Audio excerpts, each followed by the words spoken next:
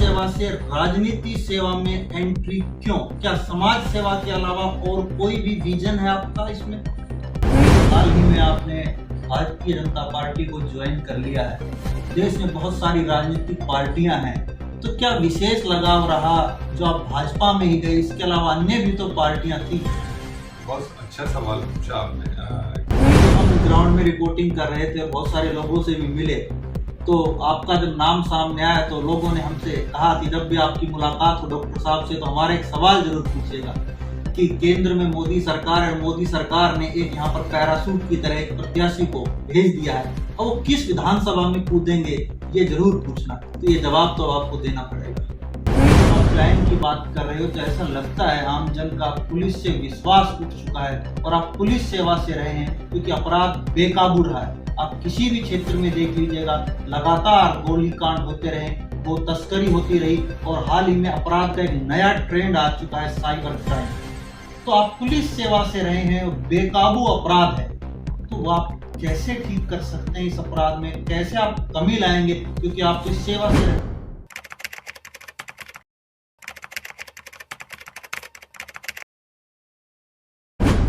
2023 का राजस्थान विधानसभा चुनाव और उस विधानसभा चुनाव में कई पूर्व प्रशासनिक अधिकारी एंट्री करने वाले हैं।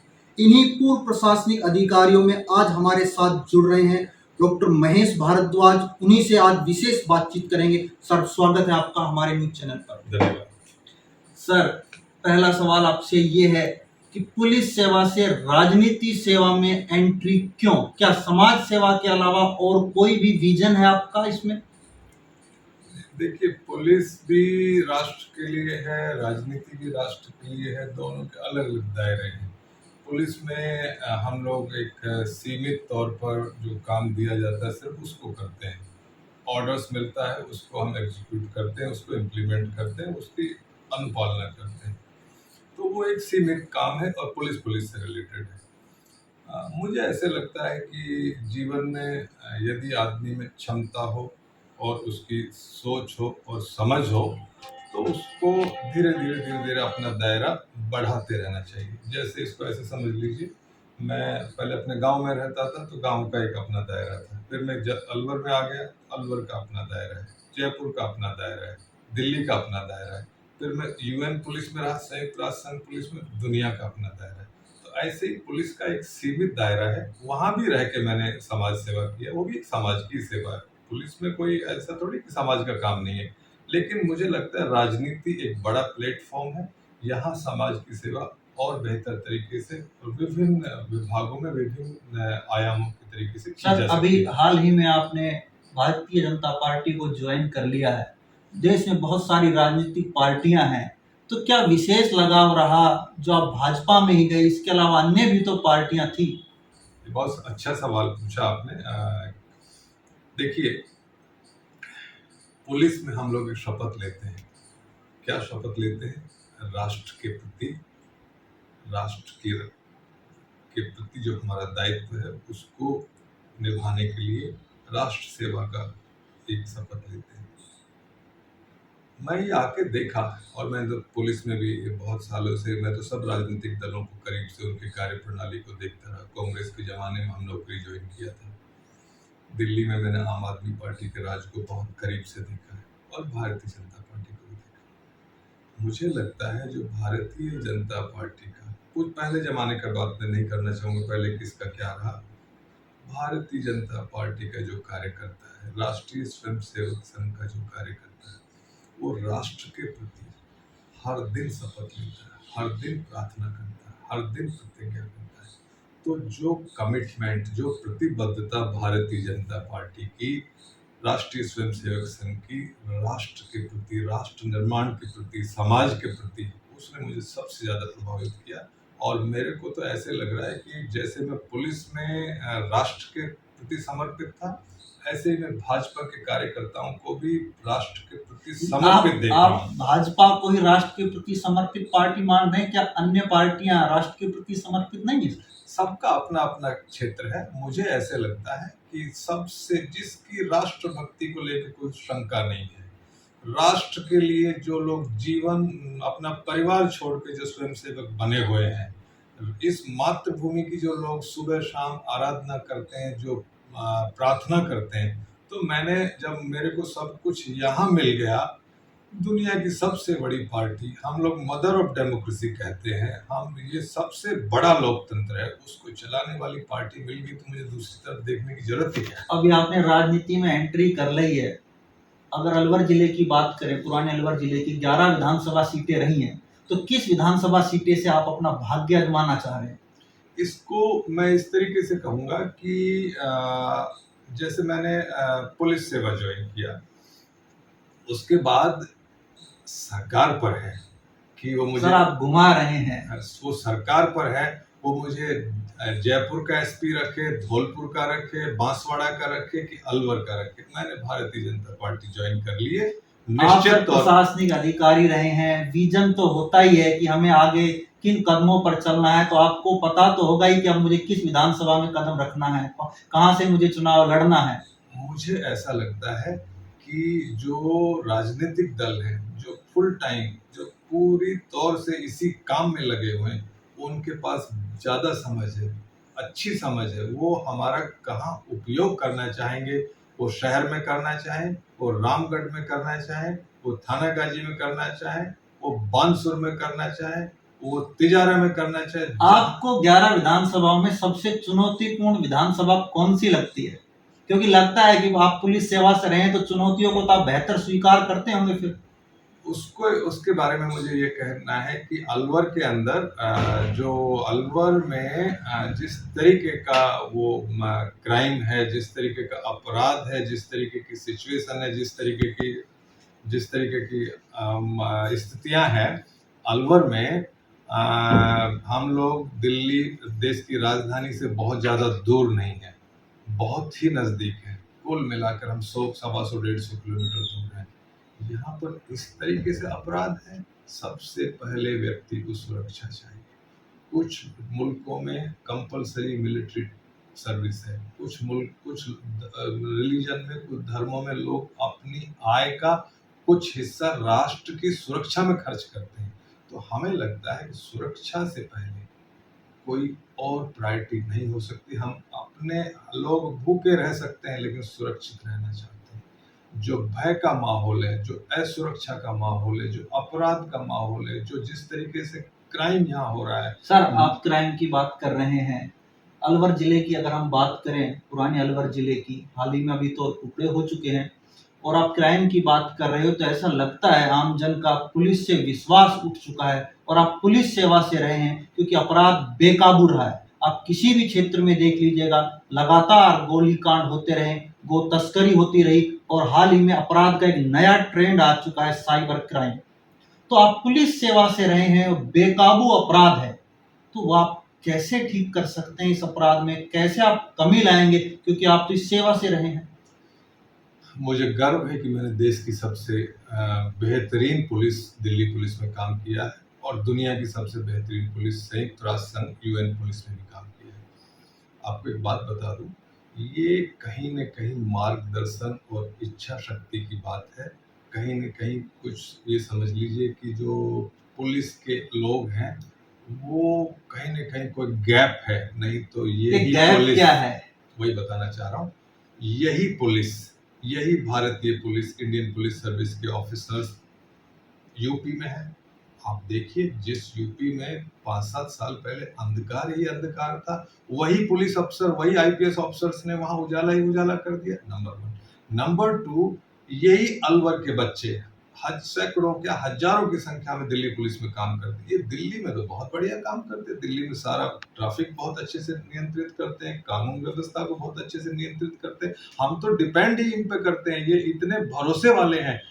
उनसे जब हम दिल्ली ठीक करा सकते हैं, भारतीय पुलिस सेवा के लोग जब यूपी को ठीक कर सकते हैं, तो वही धनुष, वही कमान, बस एक अर्जुन की जरूरत है, वो यहाँ मिल जाए तो आप देखिएगा। तो आपको लगता है, आप सीधा सीधा जो इशारा कर रहे हैं कि पुलिस सेवा में राजनीतिक हस्तक्षेप बड़े पैमाने पर होता है, और उसी राजनीतिक हस्तक्षेप के कारण क्या पुलिस ठीक से काम नहीं कर पाती है?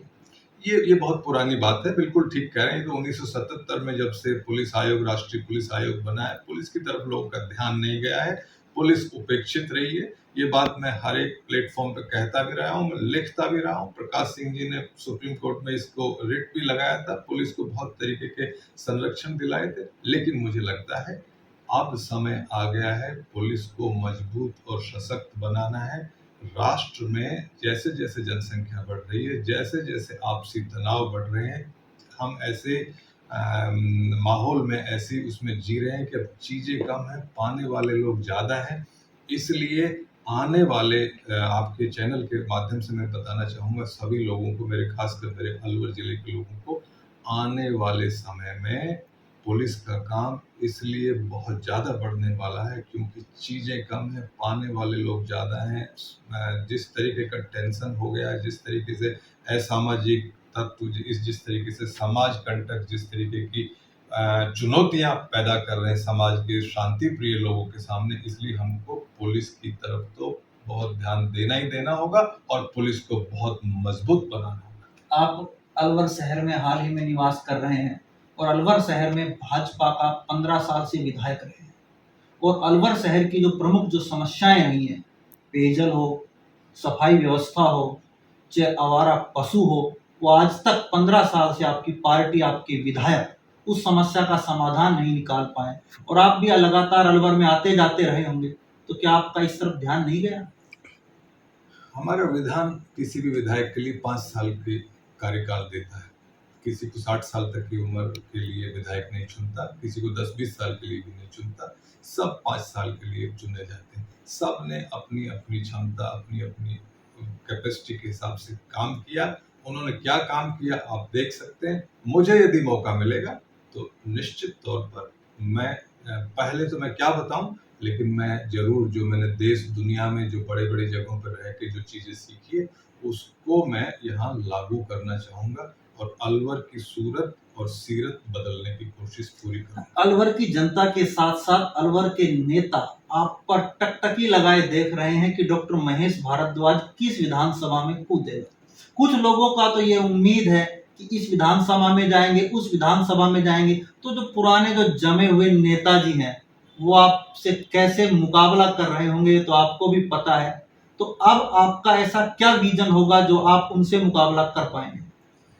इसमें 2-3 बातें हैं। ये देखिए स्वाभाविक प्रवृत्ति है कि जिसका एक जंगल के अंदर शेर होता है, गली में कुत्ता होता है, वो नए आदमी को जल्दी से स्वीकार नहीं करते। सबकी अपनी अपनी टेरिटरी होती है। मेरा आपको ये कहना है कि वही 2 हाथ, वही 2 पैर सबके बीच में है। आप क्या नया करना चाह रहे हैं? नया ये करना चाह रहा हूँ कि सबसे पहली नई बात तो ये है कि मुझे हमारे आने से, हमारे भाजपा में आने से, हमारे बीआरएस लेकर आने से, हमारे अलवर में आने से, ऐसे तो हम 300 साल से पहले से रह रहे हैं। कोई हमको सुझाव दे रहा है आप थानागाजी चले जाइए, कोई कहता है आप रामगढ़ चले जाइए, कोई कहता आप अलवर चले जाइए, कोई कहता आप बानसूर चले जाइए। हमको लोग फुटबॉल बनाने की कोशिश कर रहे हैं। सब हमारे से पीछा छुड़ाना चाहते हैं, जैसा कि आपने बताया, हमको धकेलना चाहते हैं। लेकिन सब लोगों को हम बता देना चाहते हैं हम जाने के लिए नहीं। अब आप पत्ते खोली दो ना, किस विधानसभा से उतर रहे हैं? इससे पहले हम आए थे, वो यहाँ का पानी टेस्ट कर रहे थे। 2-3 बार हमने कोशिश की नौकरी में रहते रहते, फिर हमको लगा कि नहीं, अब ये नौकरी में रह के नहीं, इसको छोड़ के आके और यहाँ पर ताल ठोकनी पड़ेगी। और मैंने आके यहाँ ताल ठोक दी। तो कौन सी विधानसभा नेताओं जी की धड़कनें आपने बढ़ा दी हैं? कहाँ? ये तो खुला मैदान है। बिना विजन के तो आप आ नहीं सकते। जो आपने वीआरएस लिया है, कोई ना कोई विजन और कोई ना कोई विधानसभा तो आपकी अच्छी लगी होगी। खुला मैदान है। वीर भोग्या वसुंधरा, जो पृथ्वी पर जो शक्तिशाली है, जो बलशाली है, जो जनता को स्वीकार्य है, मेरी अपनी छवि, मेरी अपनी बेदाग, मैं दावे से कह रहा हूँ बेदाग। किसी को ढूंढ के लाना हो तो ढूंढ लाए मेरे डॉक्टर साहब, जब हम ग्राउंड में रिपोर्टिंग कर रहे थे और बहुत सारे लोगों से भी मिले, तो आपका जब नाम सामने आया तो लोगों ने हमसे कहा कि जब भी आपकी मुलाकात हो डॉक्टर साहब से तो हमारा एक सवाल जरूर पूछिएगा। कि केंद्र में मोदी सरकार है और मोदी सरकार ने एक यहाँ पर पैराशूट की तरह एक प्रत्याशी को भेज दिया है, और वो किस विधानसभा में कूदेंगे ये जरूर पूछना। तो ये जवाब तो आपको देना पड़ेगा। मेरे को यदि कोई पैराशूट मानता है तो कई नेताजी भी मानते हैं आपको। नहीं, वो फिर वो उनको या तो पैराशूट की डेफिनेशन नहीं पता है या उनको पता नहीं है। मैं तो इस यहाँ का रहने वाला, मैं तो यहाँ से पैराशूट होके दिल्ली गया था।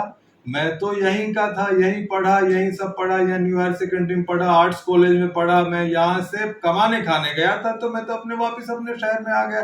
20-15-20-30 साल से तो मैं यहाँ पर सब लोगों के बीच घूम रहा हूँ। मैं तो 2014 में भी पैराशूट था, 2008 में पैराशूट था, 2018 में पैराशूट था, तो क्या मैं 23 में पैराशूट रहूंगा? भाई एक कितने जन्म चाहिए मेरे को पैराशूट ना बताने के लिए? केंद्र की तरफ से कोई इशारा मिला हो? अच्छे आदमी राष्ट्र का उत्थान करने के लिए, अलवर का उत्थान करने के लिए, शहर का उत्थान करने के लिए, विकास करने के लिए अच्छे आदमियों की सब जगह जरूरत है। जो मुझसे कॉम्पीट करना चाहते हैं वो अपने आप को और बेहतर बनाए, क्वालिटी पे, गुणों के ऊपर कॉम्पीट करें। गुंडई से थोड़ी ना, या गुंडा राज से थोड़ी 5 बदमाश सामने लेके आ जाओगे तो गुंडों से कभी शांति व्यवस्था कायम हुई है? शांति व्यवस्था राज कर सकता है, प्रशासन कर सकता है, और प्रशासन को चलाने का मेरा तजुर्बा है। यदि मैं विधायक रहूंगा तो प्रशासन को साथ रह के जिस भी क्षेत्र का विधायक रहूंगा वहां पर कानून व्यवस्था, शांति, अपराध और ऐसी तमाम चीजों पर लगाम लगाऊंगा। ये थे हमारे साथ आज डॉक्टर महेश भारद्वाज, जो कि भारतीय पुलिस सेवा से थे, वीआरएस लेकर राजनीति के मैदान में कूद चुके हैं। अब यह तो आने वाला वक्त ही बताएगा कि भाजपा इनको कहां से मैदान में उतारती है और इनके भाग्य में क्या लिखा हुआ है। देखते रहिए मेरे साथ। संदीप यादव, वॉइस ऑफ प्रतिज्ञा, अलवर।